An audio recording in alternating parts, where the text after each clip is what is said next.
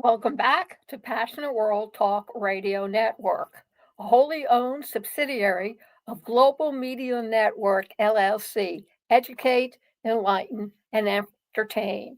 And today, on this episode of Scam Damnation, we are going to talk about scammers hacking into your Gmail and rearranging verbiage in emails to banks so that they can access and withdraw your money easily without you ever knowing that. Now, the article was written by Kurt, Kurt, Knutson, Knutson. He's known as the Cyber Guy Report. He works with Fox News. And the title of his article is Preventing This Insidious Email Forwarding Scam That Will Drain Your Bank Account. Steps to Avoid Being a Victim of Email Fraud. Just when you think it's safe to go out into the water, the megalodon appears out of nowhere. We do everything online with digital communication, Gmail, texting. We do it all. Banks prefer it. Retail companies have embraced it. And now you can actually, if you go into cryptocurrency, that's all you use is technology with your funds.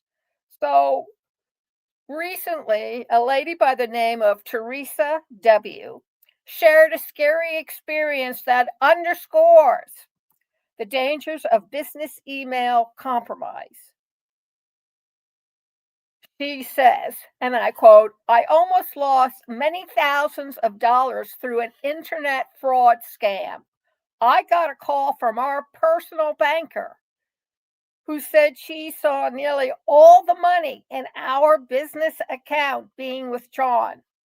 She said she got an email, meaning she received one, who told her and provided the bank with wiring instructions. I told her I didn't send that, and she said my email came from me directly to her. I told her to stop everything and I will investigate further. Apparently, the thieves had hacked into my email account and got a hold of a wiring instruction paper from my email, which they hacked into. They created a rule in Outlook to bypass me if anything came from them and go straight to the banker. They changed the wiring instructions to go into their account, but thank goodness our banker alerted me so I could get to the bottom of it. Too close for comfort. This incident and others like it highlights a sophisticated scam where cyber criminals gain access to legitimate email accounts, which could be yours, and use them to deceive others into transferring funds from them. Teresa's quick action, combined with her banker's vigilance, prevented a significant financial loss, but it serves as a wake up call for many businesses. So, what is a business email compromise? A business email compromise, or BEC, is a form of cybercrime that targets companies engaged in wire transfer payments and other financial transactions. Zelle is also included in that. And there's a lot of fraud now being done with Zelle. The FBI reports that the BEC scams have caused billions in losses globally. These scams exploit human psychology rather than technical vulnerabilities, making them particularly insidious. This is how it works. Take notes. Scammers often gain access to email accounts through phishing, that's phishing attacks, where they trick users into revealing their login credentials or by deploying malware that captures sensitive information. So you ought to put some malware software to protect your computer and your email accounts. The email rule creation. Once they're inside the account, scammers can create rules in email clients like Outlook that redirect or hide specific emails. This means that any communication related to fraudulent activities may go unnoticed by the victim. You can get around it.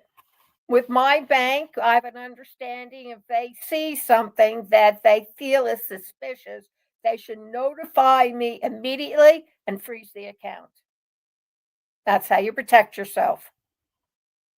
The scammer will also impersonate the victim and sends emails to contacts such as bankers or vendors requesting urgent wire transfer or sensitive information. They provide the scammer convincing details and urgency in their requests, making it appear as though the email is genuinely from the victim. They may use specific language or references only known to the victim and their contacts. The consequences of BEC scams can be devastating.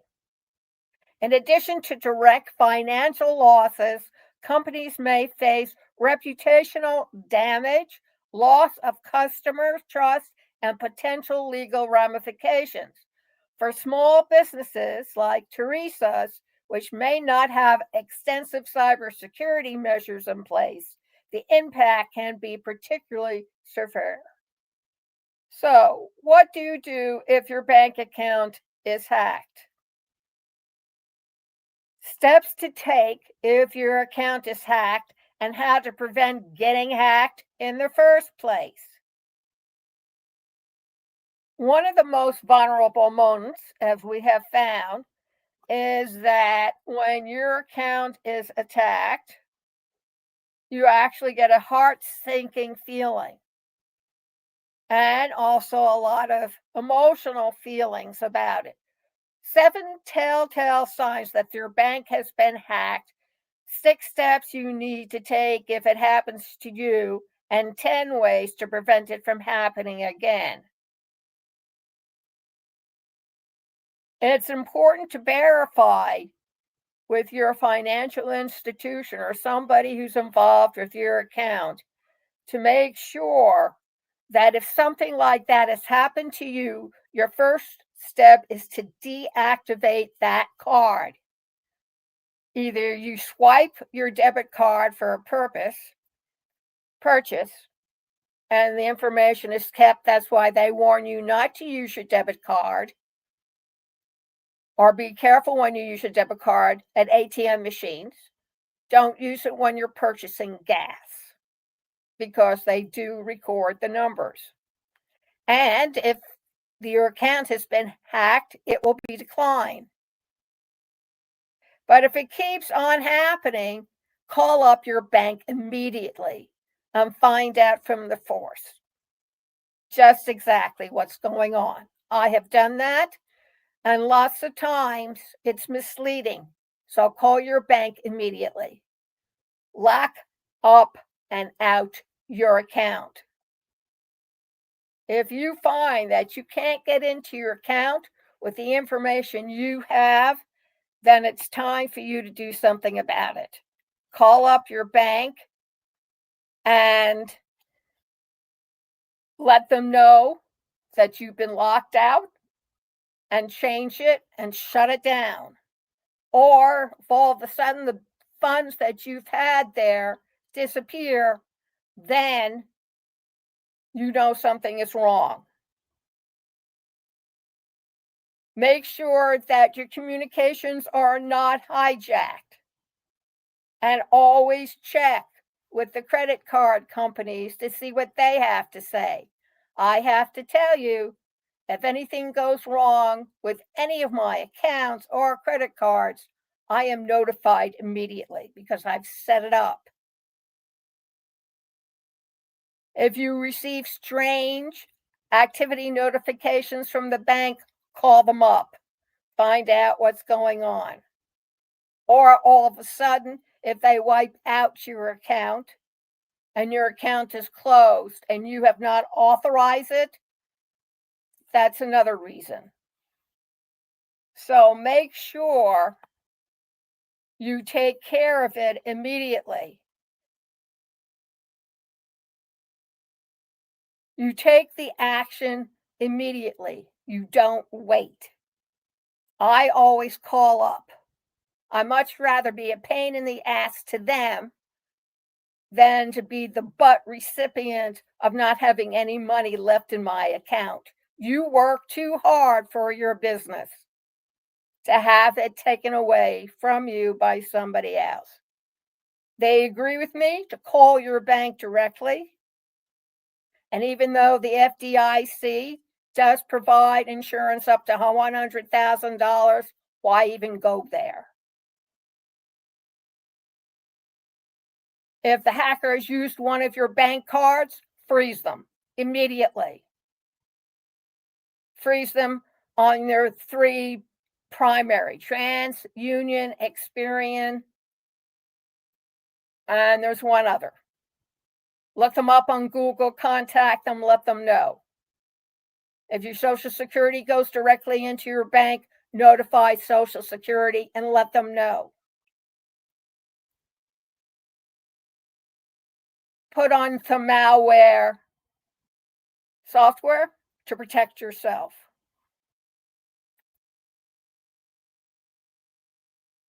File a report with the Federal Trade Commission. They give you up to 60 days, but make sure you do it immediately. Don't take any chances. Precaution, precaution, precaution. Thank you very much for listening. You can see this program all over again on youtube.com/PWR Network, PW Talk Radio, on our website, passionworldtalkradio.com. And stay tuned for next week. I'm going to be talking about a health breach and how we, as citizens of this country, can protect ourselves. Thank you very much for listening. And remember, please keep listening. Thank you.